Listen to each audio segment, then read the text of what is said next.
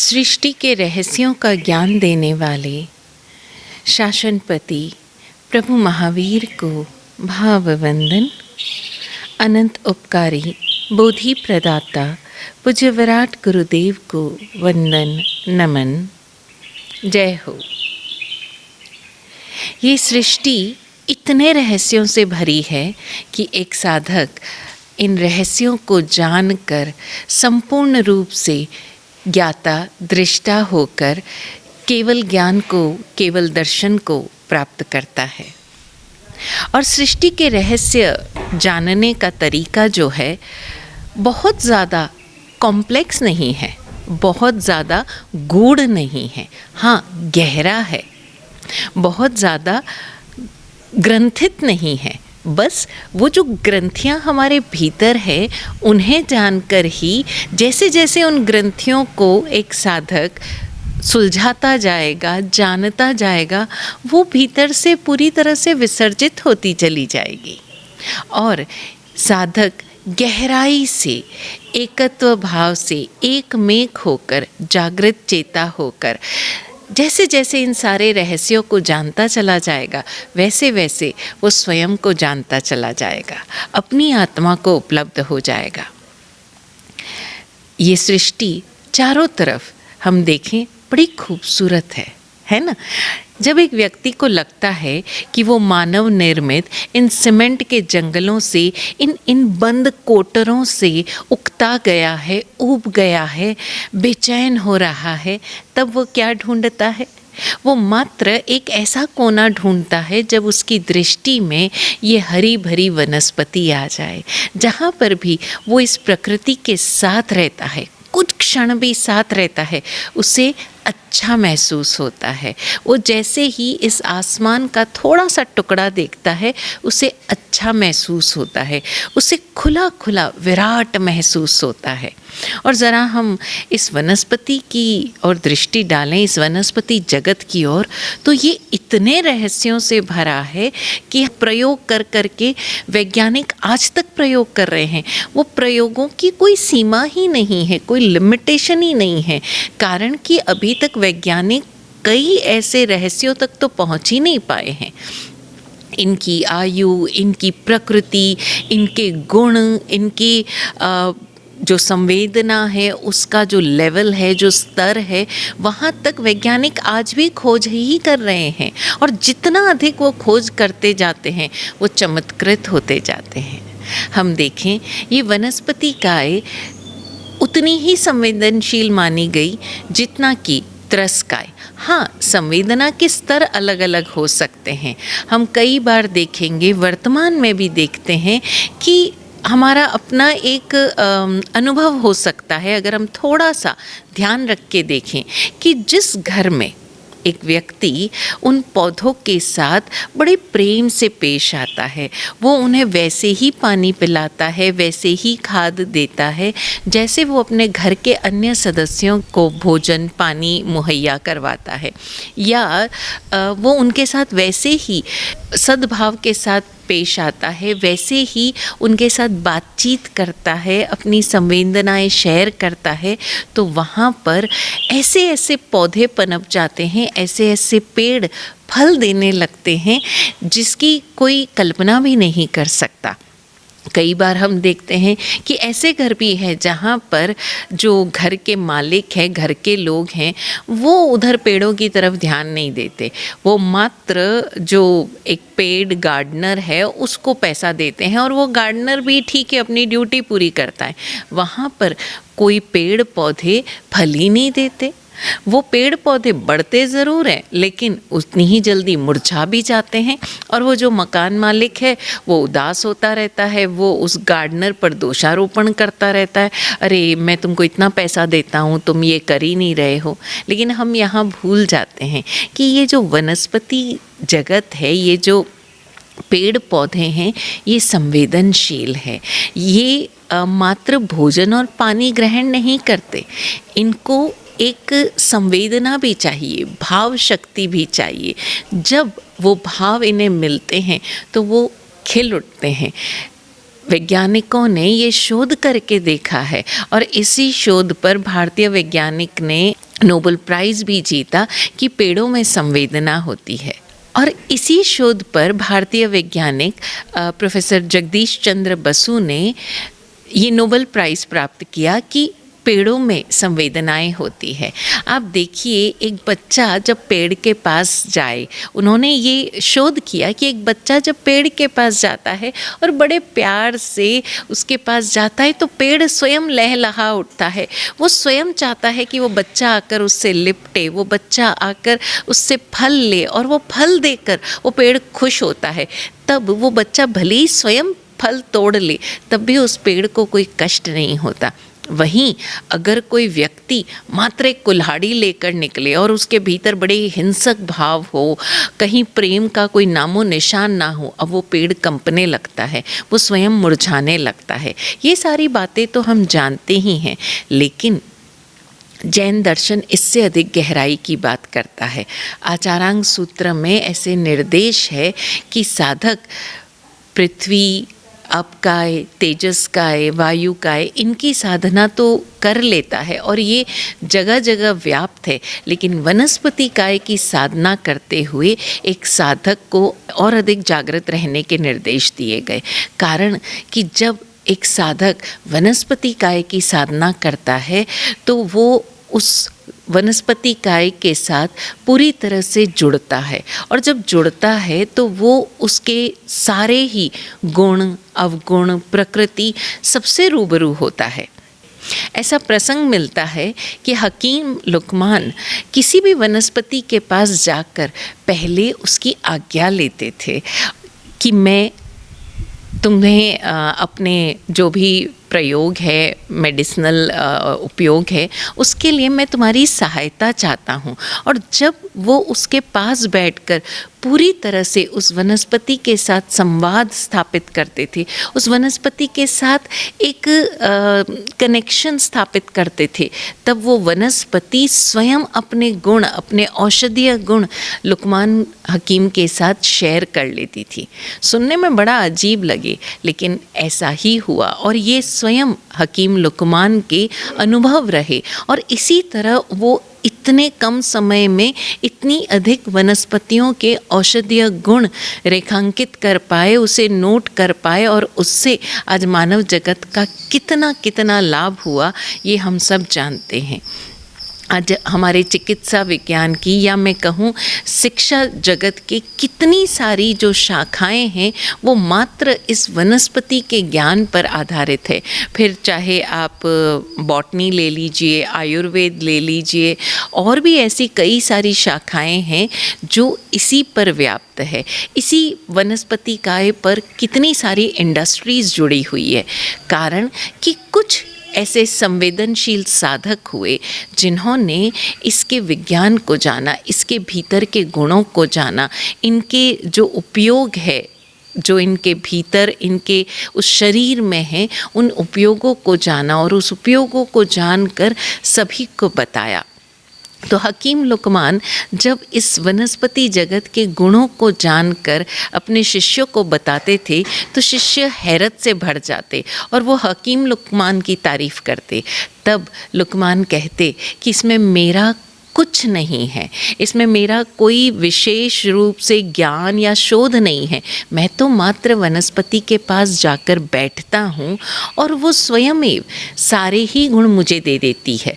और वो अपने शिष्यों को, जो उनके शागिर्द होते थे, उन्हें विशेष रूप से निर्देश देते थे कि जब भी तुम कोई वनस्पति से उसका कोई भी अंग यानी पत्ते, फूल, जड़, जो भी आप लेकर आओ, पहले वनस्पति से आज्ञा लो, वनस्पति से मांग करो कि मुझे आपकी आवश्यकता है, मुझे आपसे मदद चाहिए, और तब उससे लेकर आओ।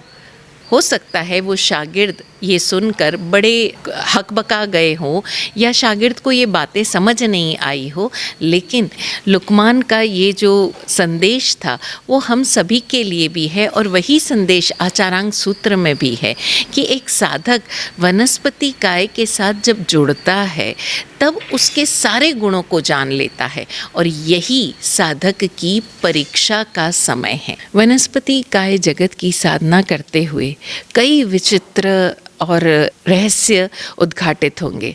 आत्मज्ञानी पूज्य विराट गुरुदेव तो यहाँ तक कहते हैं कि वनस्पति काय की साधना करते हुए एक साधक शब्द को देखना सीख सकता है और चित्र को सुनना सीख सकता है।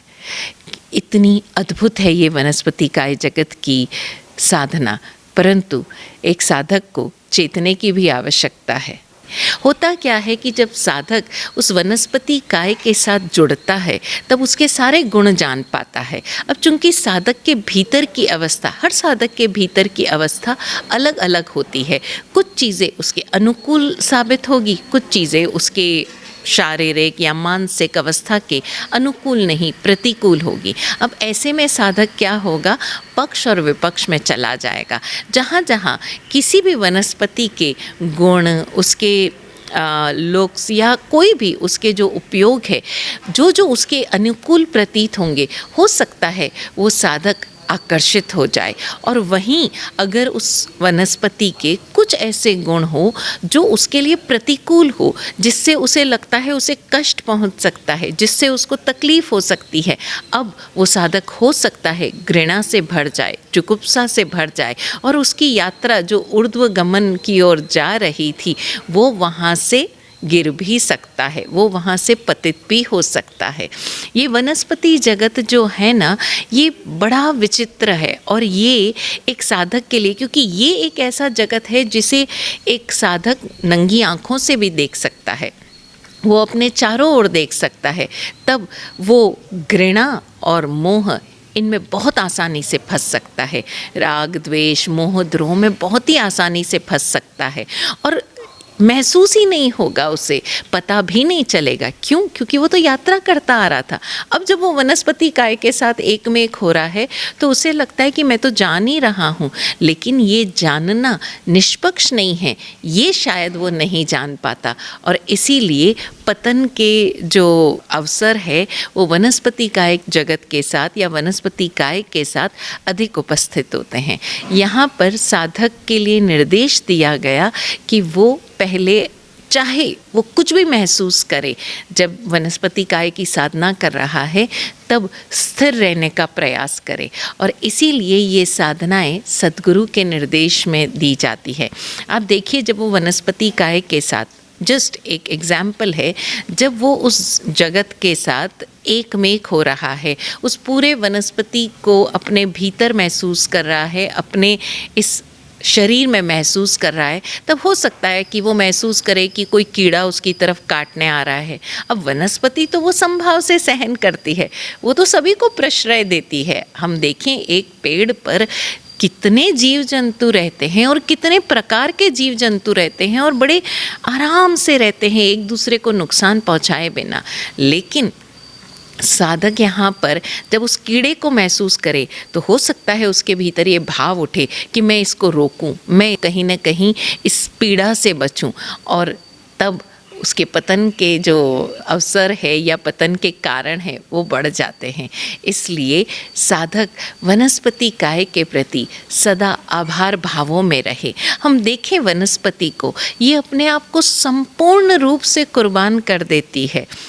उसका शरीर का एक एक अंग, चाहे वो जड़ हो, चाहे उसका तना हो, पत्ती हो, फूल हो, फल हो, वो किसी न किसी रूप में इस संपूर्ण जगत के लिए उपयोगी होते हैं। वो निष्काम कर्म योगी की तरह अपना जीवन व्यतीत करती है।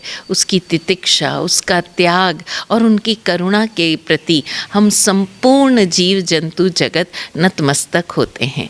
तो हम वनस्पति काय की साधना तो योग्य गुरु के निर्देश में करें, लेकिन जब जब हमारी आँखों के सामने ये वनस्पति आए या हम इनका उपभोग करें, तब हम इस भाव के साथ उन्हें धन्यवाद दें कि ये वनस्पति जगत एक पिता की तरह हमारा पालन करता है, अपनी तितिक्षा से, त्याग से, अपनी कुर्बानी से सर्वस्व कुर्बान कर देता है ताकि हमारे शरीर को ऊर्जा मिले।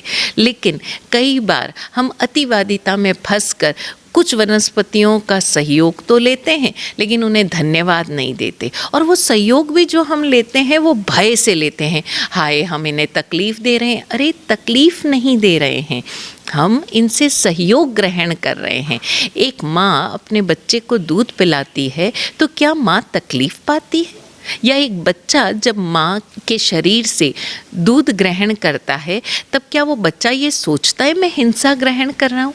नहीं, वो तो माँ के प्रति सद्भावित होता है, माँ को अपना सब कुछ न्यौछावर करता है, पूरा प्रेममय होकर अपने माँ के शरीर से वो दूध ग्रहण करता है। एक बच्चा जब माँ के गर्भ में होता है तब भी उसे पीड़ा पहुँचाने का भाव कहीं होता ही नहीं।